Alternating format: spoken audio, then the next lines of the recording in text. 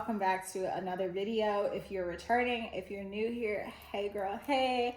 My name is Cheyenne and I am the face behind and founder of Soulful Soothe, which is a space where women can come to soothe the soul. Today's video is going to be another part of the Astrology 101 series on my channel. I'll put a card somewhere on the screen up there so you can tap in with the other videos a part of this series. This series serves to give you just a bare bones vocabulary of astrology.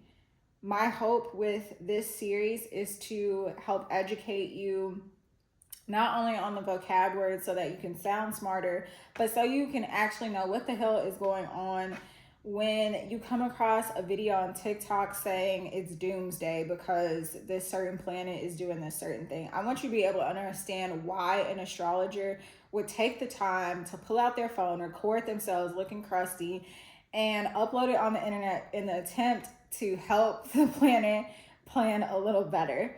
So this video is going to be about the houses of astrology. Just as a brief refresher, I'm going to pull back out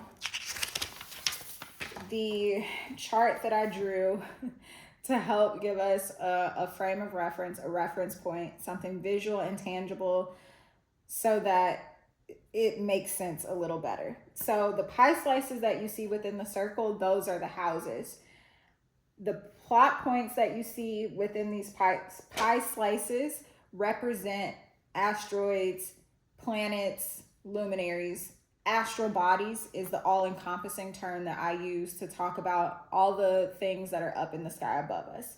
So each house is associated with, influenced by a zodiac, and they do go in chronological order 1 through 12 because there are 12 zodiacs, starting with Aries because Aries is the start of the astrological year, the wheel, all of it. Aries is the start, Pisces is the finish. So I'm going to put on the screen right now a list of all of the zodiac names and what house they represent. Now, before I get too deep into this quick topic, I did want to cite one of my main sources because at the end of the day, I am an intellectual at heart. I love citing my sources so that you aren't dependent on me for your information. You know where I'm getting my information from, and you can go to the source and fact check me.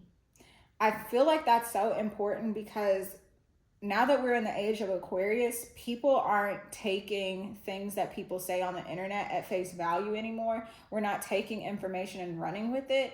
And so more people are wanting to know how they can trust people. And I want you to know that you can trust me because I am openly citing my sources. I'm not pulling this information from my ass crack, babe.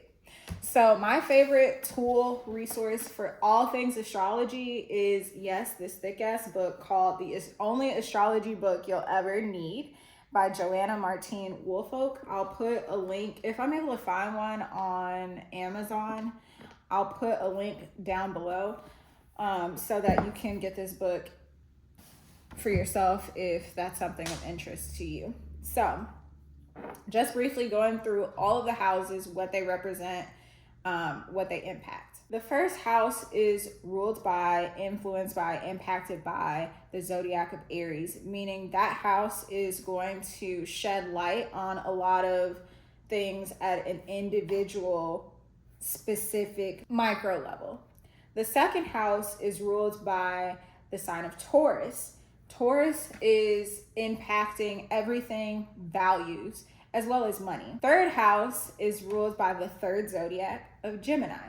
Gemini, contrary to popular belief about it being of two minds, it is a mutable air sign. So it rules over siblings, it rules over intellect, information. The fourth house is influenced most by the sign of Cancer, and it has everything to do with all things home life.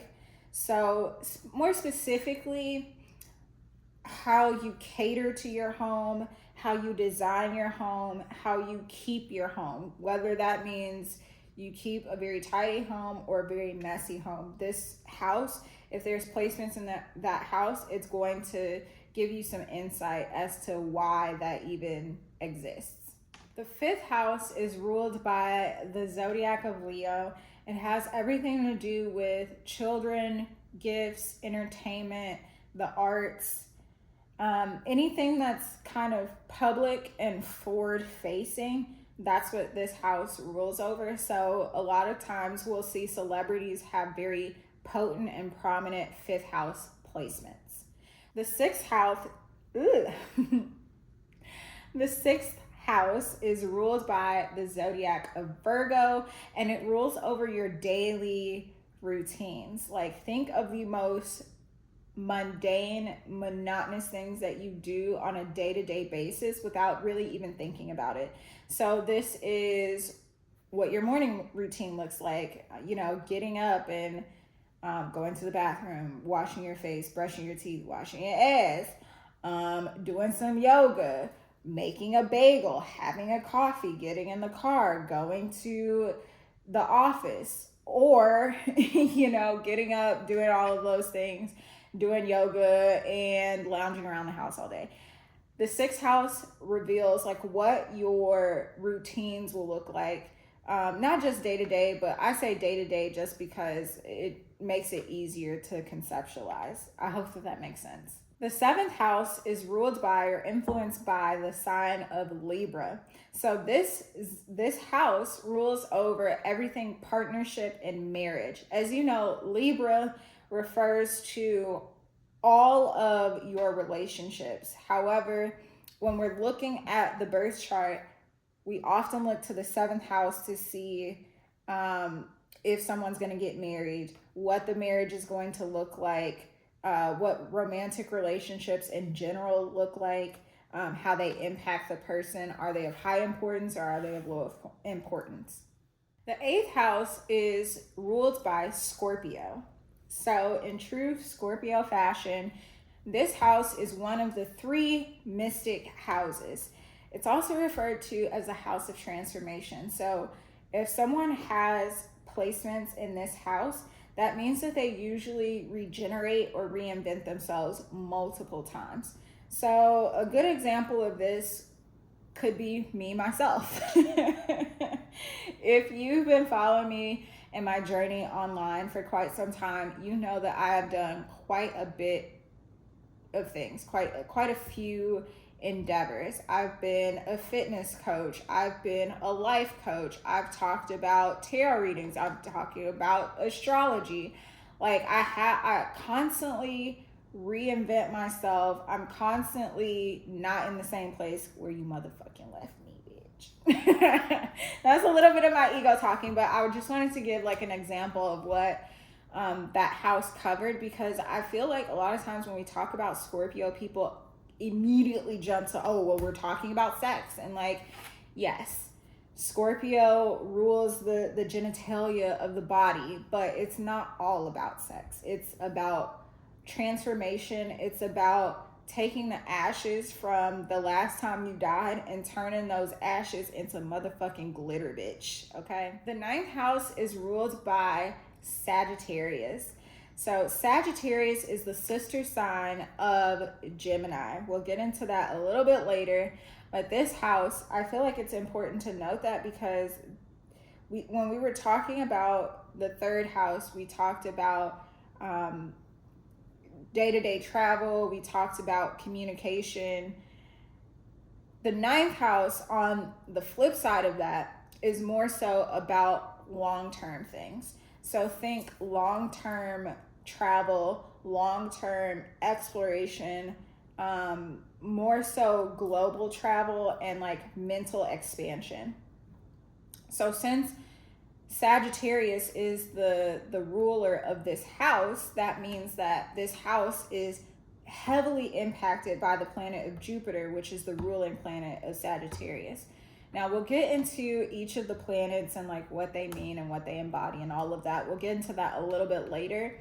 But just know for now that Jupiter is a planet of expansion. And that's why a lot of times when we're talking about money related things, we're looking specifically to see what that planet is doing, where it's at, and what other planets or astral bodies it's communicating with. Now, the 10th house is ruled by Capricorn.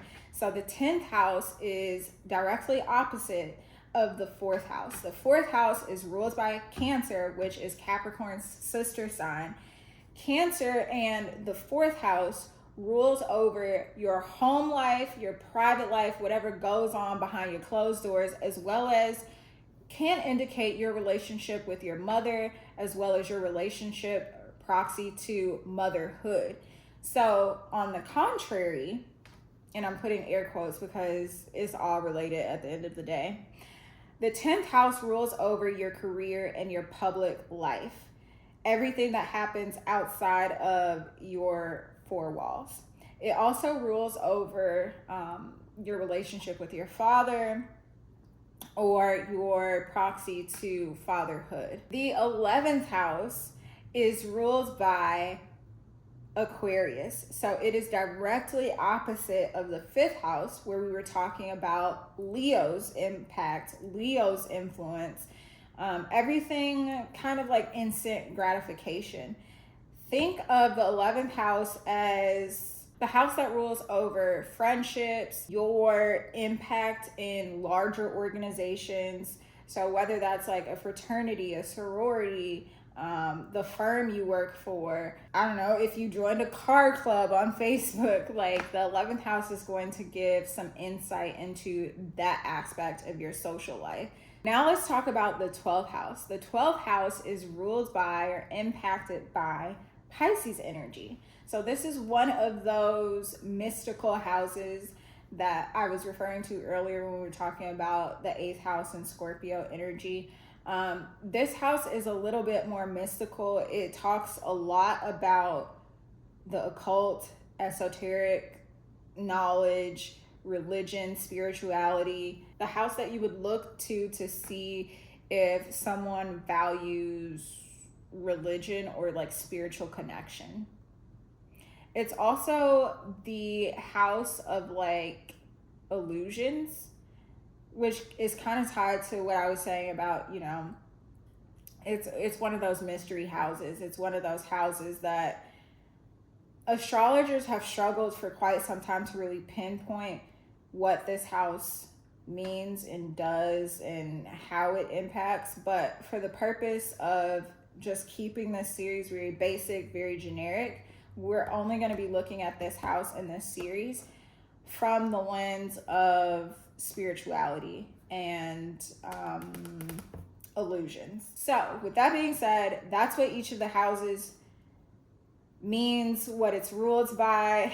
That's the basic level of knowledge that you'll need to navigate a birth chart and astral chart. If you have questions, feel free to drop those in the comments. I can't wait to see what questions y'all might have. As I said before, the book that I reference a lot when I'm talking about astrology, when I'm pulling charts for myself or for other people, is going to be the only astrology book you'll ever need. That's where you can cross-reference the things that I'm saying. If I find information from other spaces, I'll link those in the description boxes of these videos. But if you'd like to connect with me, if you'd like a tarot reading, the links and contact information are all in the description box. Until next time, until the next video, I love you so much. Ciao.